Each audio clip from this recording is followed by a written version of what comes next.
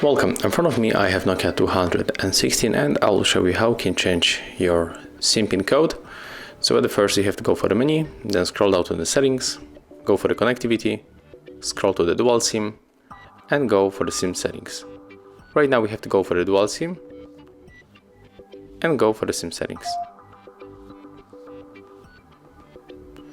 Okay, as you can see there was some kind of debug, we cannot enter here, but when we try a few times, right now we are able, and then you can choose your SIM card, so we can go for the SIM 1 or SIM 2. I'm going to change pin code for SIM 1, scroll to the change pin code, and right now you can input your new pin code, I mean your currently pin code, so in my case it's 1, 2, 3 and 4, click OK, and then we can input new pin code. So I'm going to change for 1, 1, 1 and 1, click OK, and do the same, so input new pin code, click OK to confirm.